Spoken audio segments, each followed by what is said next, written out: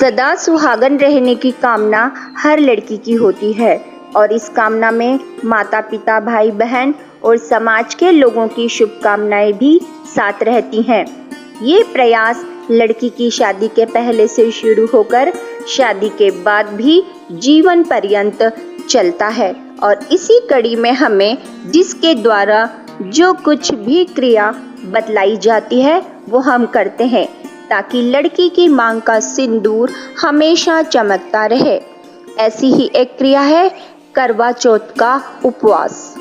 इस उपवास को इसी नजरिए से व इस कामना से मनाया जाता है कि इससे पति दीर्घायु होता है।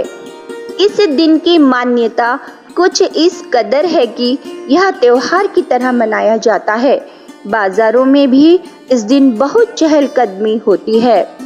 चाहे इस त्योहार को मनाने का तरीका कुछ भी रहे, उद्देश्य एक ही होता है, अपने पति की सुरक्षा।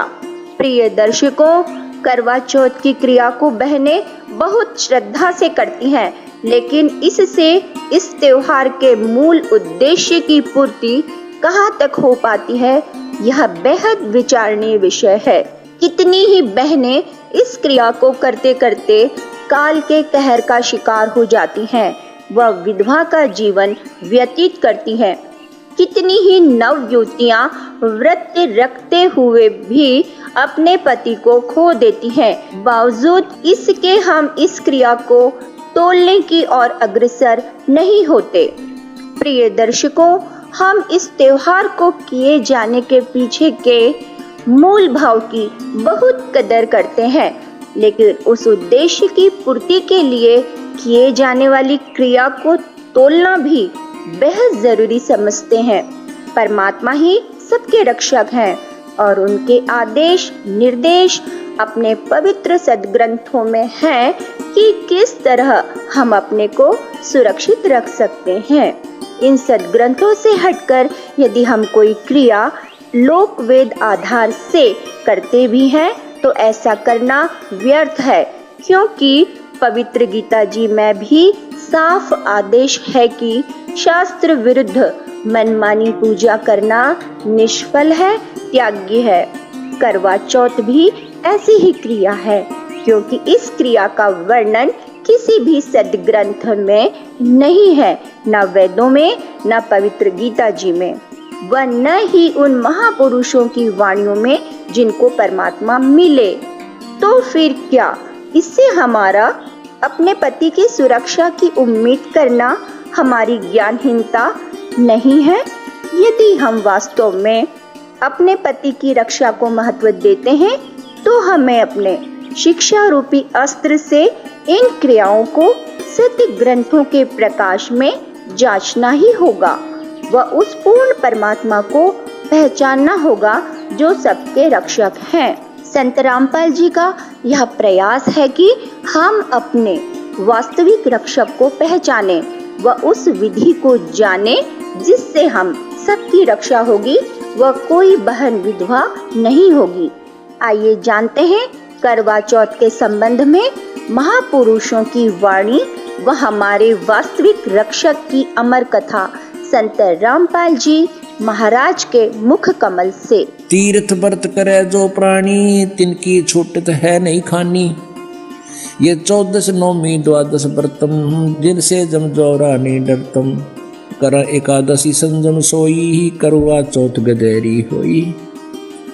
8 साते करे कंदूरी, सो तो बने नीच घर सूरी। अपने आत्माओं कितनी गजब की बात कही है, भगवान ने कमाल कर रखा है कि ये 14 नौमी 12 का कोई भी किसी प्रकार का व्रत है जो ये करते हो, इससे काल के दूत नहीं डरेंगे, तुम्हारी चोटी पकड़ कर ले जाएंगे। ये साधना ठीक नहीं। करें एकादशी संजम सोई, करवा चौथ गदेरी होई। एकादशी का व्रत रखने वाले और करवा चौथ का व्रत रखने वाली बहन बेटियां कहते हैं ये अगले जन्म में गधी की योनि में जाएंगी। अब करवा चौथ क्या है बता।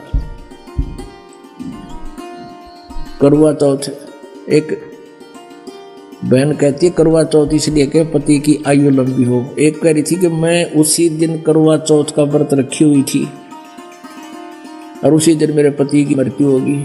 इस करवा चौथ ने कति ढाल नहीं अड़ाई।